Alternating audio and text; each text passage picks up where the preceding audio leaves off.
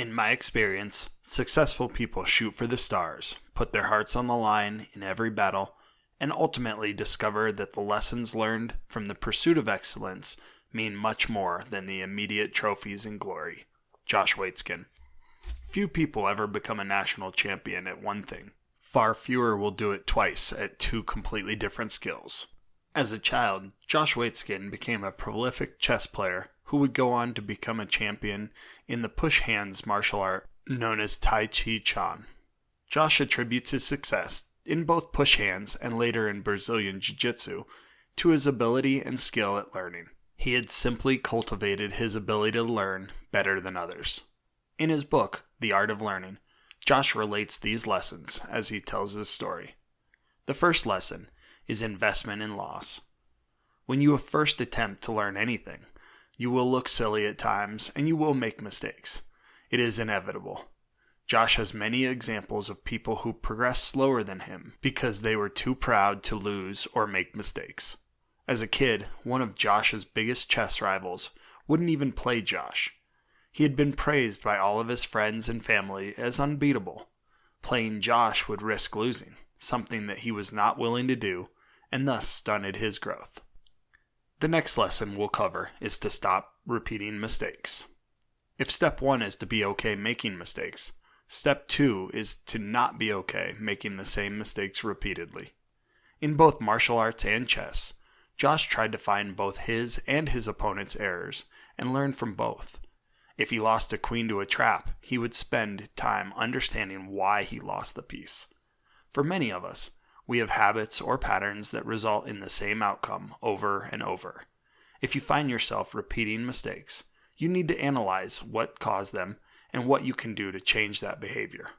Paulo Coelho, author of The Alchemist, once said, "And a mistake repeated more than once is a decision." Next up, improvement is a balancing act. If you try and deadlift 5 pounds more than you did last week, chances are you'll get stronger. If you try to lift 100 pounds more than you did last week, chances are the bar won't move or that you'll hurt yourself. As a kid, Josh often played in adult tournaments, so he would be challenged by older, more experienced, and often better players to learn.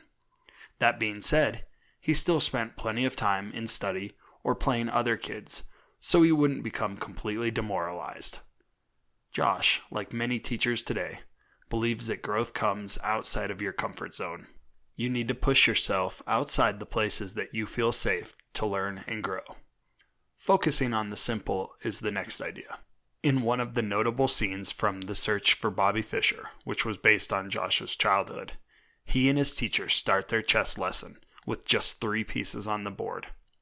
Especially in the attention deficit world that we live in, it is easy to become overloaded with details and information. Learning a new task can seem like staring at an ocean. There is so much to learn. Don't focus on the ocean. Focus on a single drop of water, one that is most important to you. Now, let's look at interval training. The fitness community has learned the benefit of high-intensity interval training for years now. Doing hard, intense exercise for a short time frame, resting a minute or two, and then repeating. As a kid, Josh was able to work with some of the leading sports psychologists in top athletic performance centers. He noticed that all of these athletes had planned recovery sessions between training.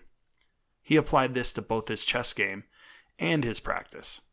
After 10 minutes of deep thought and focus, he would take a quick break and think of something other than chess, letting his mind refresh.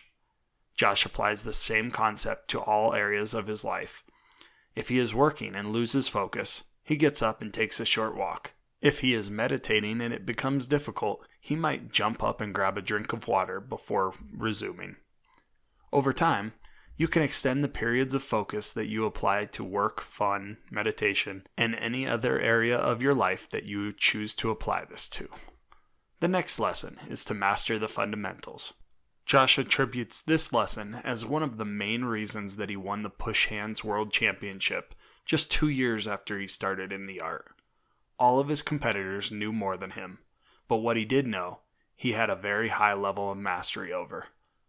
You saw this with chess as well. Working with 3 pieces before adding complexity allowed him to master piece interactions and movements. Fundamental mastery and understanding will trump bright, shiny objects and flashy tricks. It will also allow you to learn the more complex aspects of a topic easier, since they are all interrelated.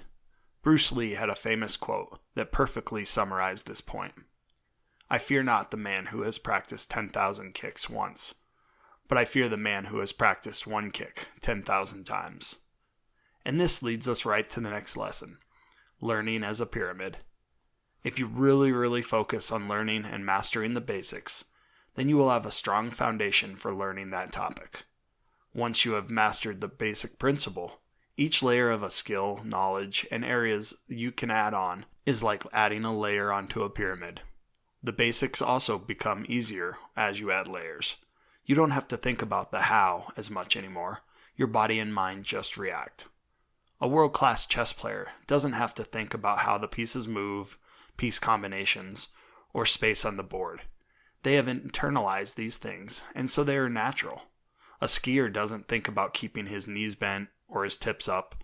He focuses on the details of the terrain around him or her. Start with the foundation and make sure it's strong. Then you can build on that. Now, working on your weaknesses.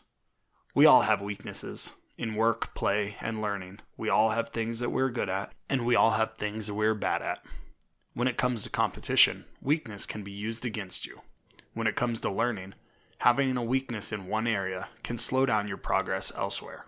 Working on weaknesses is never fun, but it is extremely important if we are going to succeed. And the last lesson, match your personality. Josh had several coaches as he was learning chess. The last of these basically blunted his love of the game and led him to quit. Josh had always played an aggressive, attacking style of play. This one wanted him to play positionally, conservatively, and defensively. A teacher or coach needs to match your personality and learning style. Some people need to be pushed, yelled at, and faced with consequences to learn at their peak. Others respond better to rewards and praise. Learning something new isn't easy. Don't make it harder by forcing yourself to learn from someone who doesn't match your personality type.